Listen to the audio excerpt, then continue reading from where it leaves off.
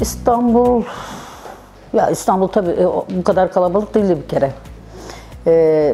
Şey olarak yani cinsel yönelim açısından bakarsan rahat değildi tabii. Hiç rahat değildi. Yani gizli saklıydı her şey. Benim olayım aslında üniversite yıllarından da önce. Yani şeyde Nişantaşı Kız Lisesi'nde işte. Daha önce farkına varıyorsun ama bilemiyorsun, anlayamıyorsun. Cinsel yönelimden dolayı zaten kız lisesinden ayrılmıştım. Bütün etrafın kız. Yapacak başka bir şey yok. Yani çekiniyorsun. Sanki herkes seni biliyormuş gibi hareket ediyorsun. Öğrenmişlerdi zaten. Sınıf hocası öğrenmişti. Ben de yani kibarca tatsız olmamak kaydıyla yani tamam dedim. Ben gidiyorum zaten dedim. İmtihanları 3 dersten beklemeye kalmıştım bu yüzden. Öğretmenler beni şeye vermişti yani dersten geçirmediler. Ben de o dersleri verir vermez hemen Mecidiyeköy karma bir okula geçtim ve daha rahatladım yani en azından istediğimi kendimi gizleyebiliyordum. Düşün hep kızların arasındasın. Ne yapacağını şaşırıyorsun.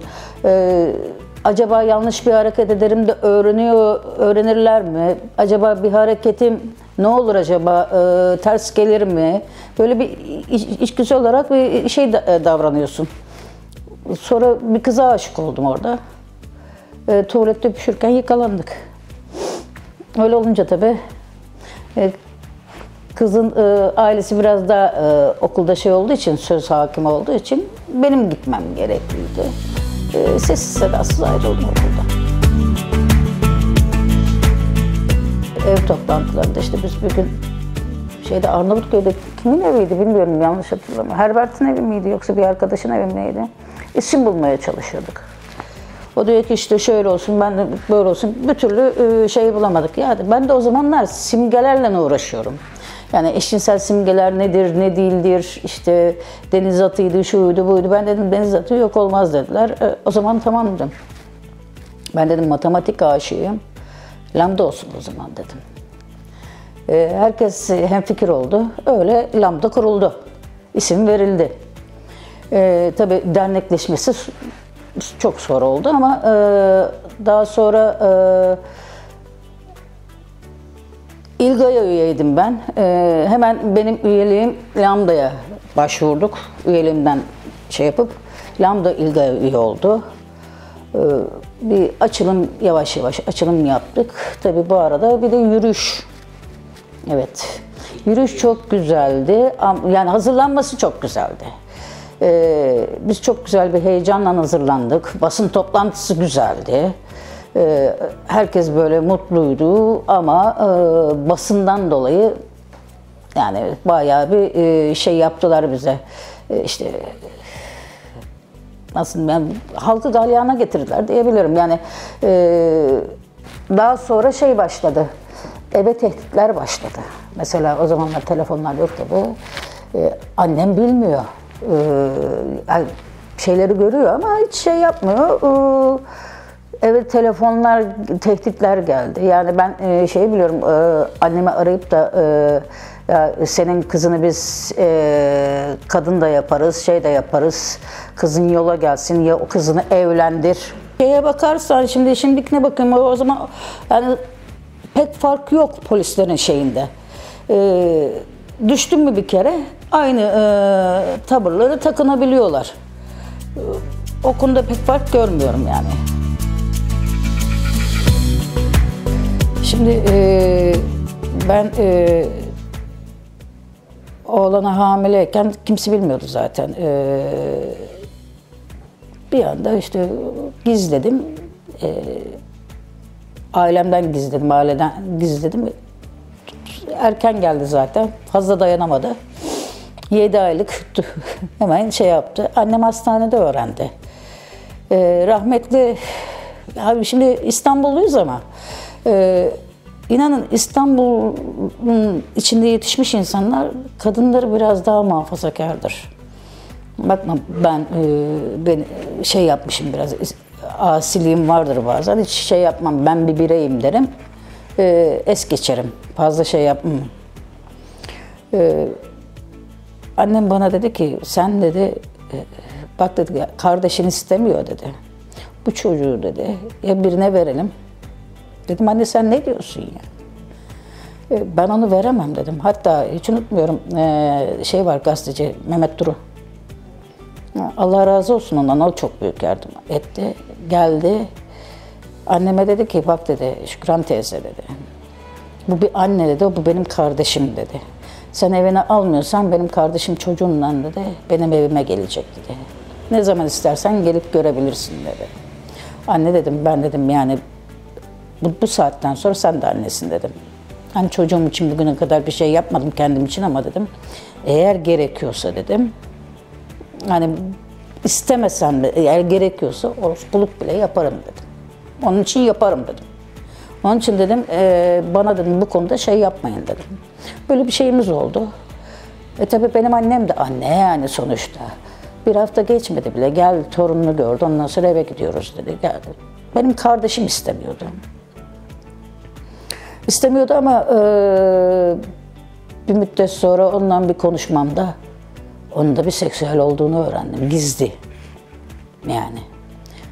Onun kafası güzelken bana söyledi. İlk bir iki cümleden hemen işi şey yaptım yani.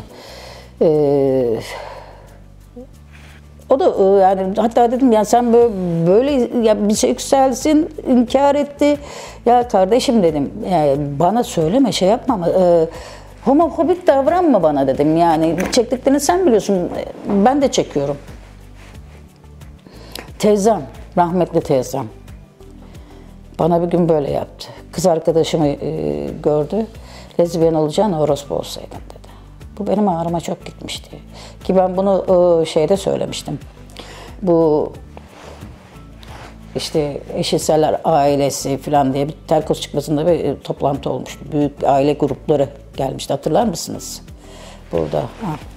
Orada işte çıktığımda oturup ağlamıştım. Halen de o benim içime böyle şey gelir. Yani lezbiyen olacağına orospu olsaydın. Yani bu kadar çok kötüydü. Neydi ki? Ha şu var. Seneler sonra teyzem benden özür diledi, o ayrı. Hatta şöyle diyeyim, benim oğlana annem şey yaptıktan sonra bakıyordu, onun yanına gidip geliyordum. Çocuk bu da her ne kadar kabul etse de ara sıra kızdığı vakit bir takım şeyler söylüyordu. Bir gün söylediğinde bana ters cevap verdiğinde hemen çekti kenara. Bak dedi oğlum dedi annen o senin dedi. İster lezbiyen olsun ister şey olsun dedi. Öyle de böyle de annen dedi. Sonra dedi lezbiyen olmuş ne olmuş ki dedi. O gün şeyi aldı benden yani. Geç oldu ama ondan sonra yani hala mesela şey oluyorum. Kadın en sonunda yani ölmeden önce kabul etmiş oldu yani. Yani şunu anladı. Bende bir değişiklik yok. Ben yine aynı Mine'yim. Değişen bir şey yok. Sadece özel hayatım, cinsel yönüm farklı. Bu da kimseyi etkilemiyor aslında. Onu en sonunda anlamış oldu. Yani ailemde ben normalde hemen hemen çoğundan barışığımdır. Bir kuzenim hala hastalık gözünden bakar. Hala yani keşke ya ameliyat olsun erkek olsaydın ya da evlenseydin işte çoluk çocuğa kocan olsaydı gibilerinden laf ederler. Onun haricinde şey yok. Ama değiştiremiyorsun insanları ya. İnsanları böyle kabul ettim artık. Yani ne yaparsan yap, şuradakini sabitse değişim yok. Ve bizim toplumda da bu tip insanlar çok var. Güzeldi. Benim oğlan da vardı. Hatta öndeydik. Bizim yine bir arkadaşımız vardı, Ahmet diye gay önde. O benim oğlan yanımda. Gökkuşağı bayrağı benim oğlanın boynunda. Benim oğlan o şekilde zaten şey oldu. O gün bugündür şeyin içinde. Aktivist hayatından devam ediyor. Oradaki heyecan, yani bende şey vardı, seneler sonra bir heyecan. O heyecanı kendi içimde yani o duyguyu ben nasıl anlatayım yani caddeye çıktığımda ya evet ilk yürüyüşümüzü yapamamıştık. Bir ton şey oldu, etti. Sonra çıkıyorsun oğlunla beraber orada yürüyorsun. Ya bu farklı bir şey. Ya bu duygu ben harbiden ne denir, yaşamak gerekir. Yani kelimeler kifayetsiz kalıyor bunda. O duygularla ben sarhoş gibiydim zaten yani. Sadece oğlum, ben yürüdüğümü hatırlıyorum. O bayrağı salladığımızı hatırlıyorum. Oğlumu öptüğümü, bayrağı öptüğümü falan hatırlıyorum. Gerisini ondan sonra da daha sonra toplanıp Deniz falan şeye gittiğimizi, bara gidip eğlendiğimizi hatırlıyorum. Onun dışında hiçbir şey hatırlamıyorum. Yani içmeden sarhoş olmuştum. Yani o acayip bir duygu ya. Ay bak şimdi bir tuhaf oldum. Ya ben çok duygusal bir insanım da ya o duyguları anlatamıyorum. Hani içime böyle keşke her gün yürüyüş olsa. Her gün yürüsek şöyle. Yani evet, insanları rahatsız etmeden tabii ki ama yani biz neşeli insanlarız. Biz insanları seviyoruz diye göstermek lazım. Ben hep böyle yola çıktım. Yani insanlara da hep bunu anlatmaya çalıştım. Yani evet, biz farklı değiliz ama inanın eşcinseller artık kendi azınlıktan kaynaklanan mı desem, şeyden mi, hani fobiklerden kaynaklanan mı desem, insanları daha fazla seviyorlar. Yani eğlenceyi seviyorlar. Mutlu olmayı seviyorlar. Yani bunu görmek yeterli zaten. Bunu gördünüz mü zaten kaynaşmanız lazım diyordum o zamanlar.